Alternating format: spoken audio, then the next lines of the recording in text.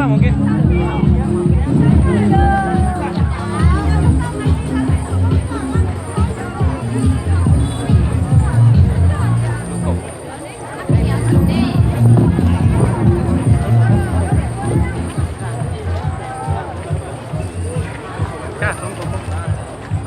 Cho anh Nhật con ha. Cho lo đi ạ.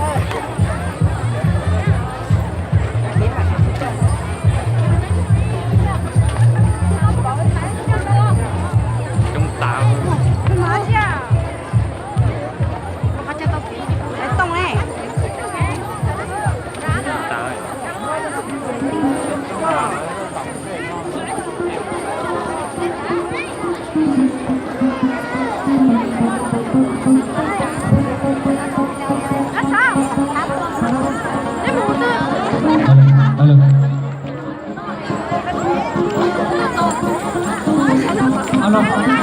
Hai bên gia đình thì cha sẽ đợi lên từ xã bó là thì là mua bó tỏ bên ban tổ chức của nó bây giờ sẽ đợi tôi trông thì cho mù là tôi mù là cho chị tao mù là sẽ đợi hai chị nhỏ thì cho lên từ chương trình xã bó nó là mua bó tỏ bên ban tổ chức của nó.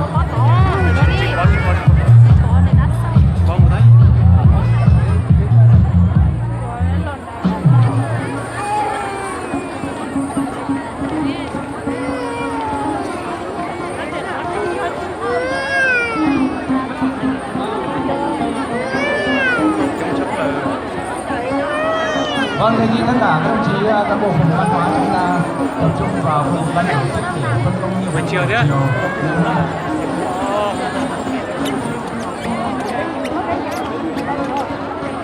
Chúng chia mà nhớ trong một nó thì điều.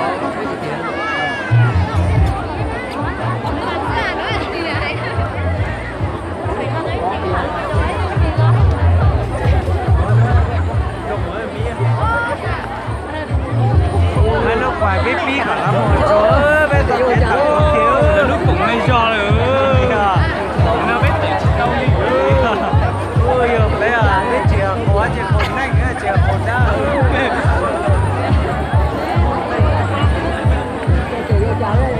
bên chìa khóa đã về tốn mình nổi lên là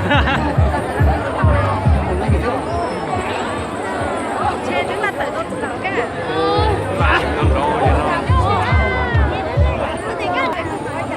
chúng sắp nữa là đây là đặt cổng nữa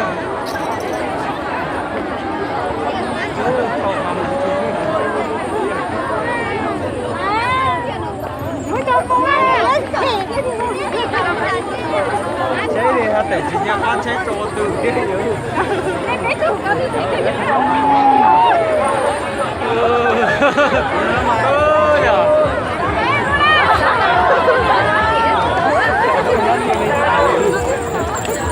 lên tỏ rồi mấy luôn chỉ cho ấy điều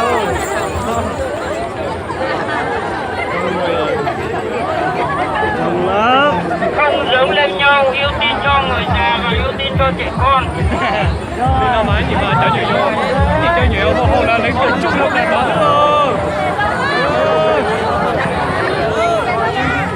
Ở lúc về trong kia đó giờ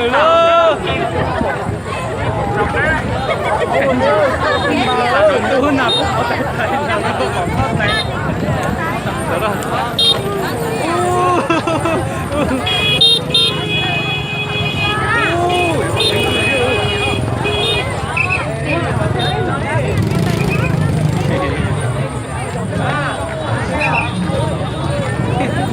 chả nó chế nhà nhớ tọt tử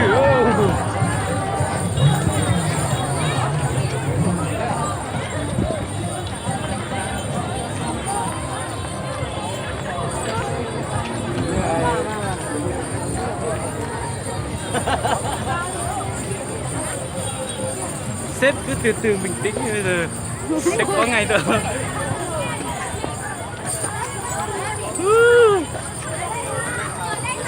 chúng sắp lời ôi yo à giờ con nhà chúng chơi nhớ số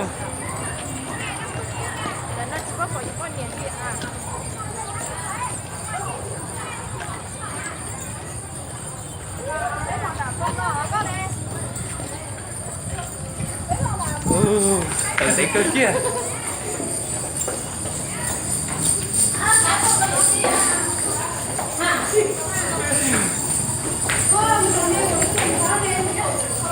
kế chấp lấy đấy, để tôi là cái chơi nhá. Ủa cái lọt tập là đây từ cầm vào cái chìa khóa đấy à? Lang.